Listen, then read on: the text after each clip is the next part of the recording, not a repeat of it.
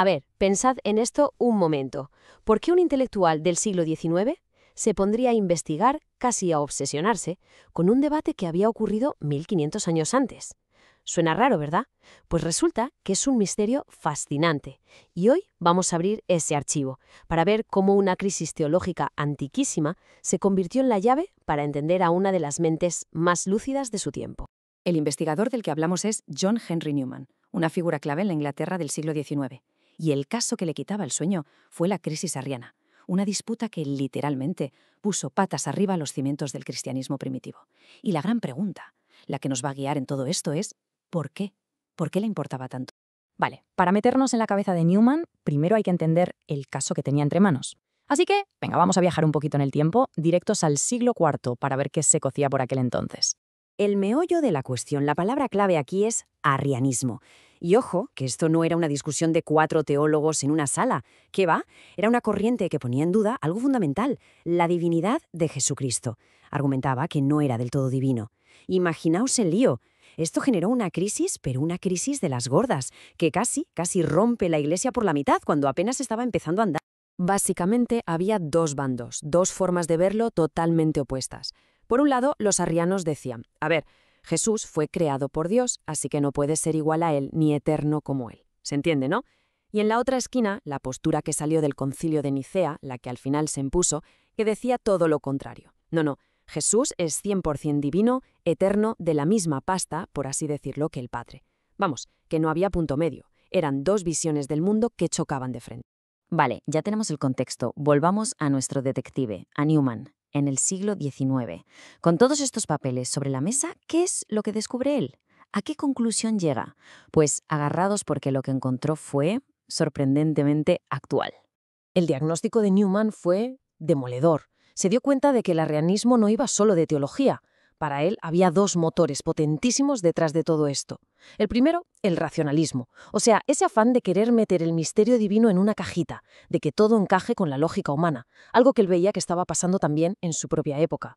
Y el segundo motor, la política de la Iglesia. Vamos, el usar los debates sobre Dios como un arma para ganar poder e influencia, pura y dura lucha de poder.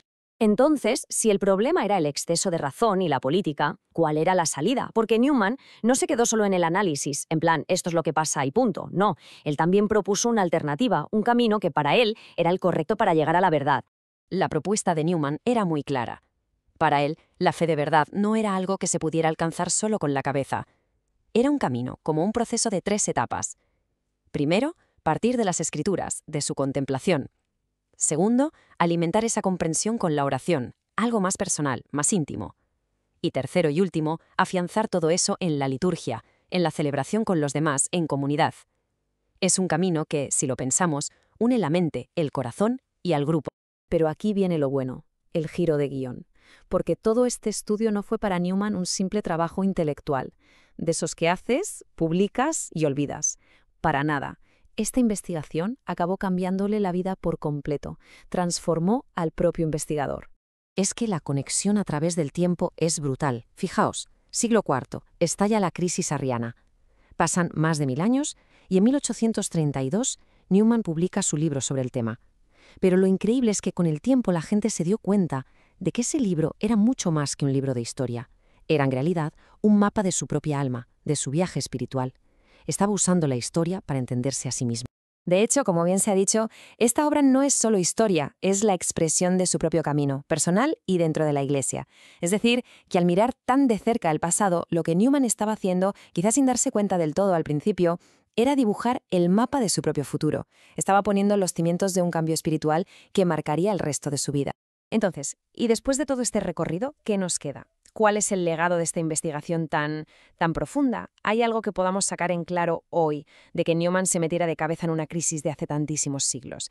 Pues mirad, quizá una de las conclusiones más potentes y hasta sorprendentes de Newman fue esta: el papelón que tuvieron los laicos, la gente corriente, los creyentes de a pie. Él descubrió que en mitad de todo ese caos de obispos, políticos y teólogos discutiendo, muchas veces fue la gente normal la que mantuvo viva la fe correcta, la ortodoxa. Es un recordatorio increíble del poder que tiene la convicción de la gente. Y claro, todo esto nos deja con una pregunta final, ¿no? Una pregunta que sigue ahí, tan viva hoy como en tiempos de Newman o en el siglo IV. En un mundo como el nuestro, tan lleno de ciencia, de datos, de análisis, ¿dónde está el punto de equilibrio entre la razón y la fe? El viaje de Newman no nos da una respuesta de manual, claro que no, pero sí que nos deja un mapa fascinante, para que cada cual explore esa pregunta, que al final es la pregunta de siempre.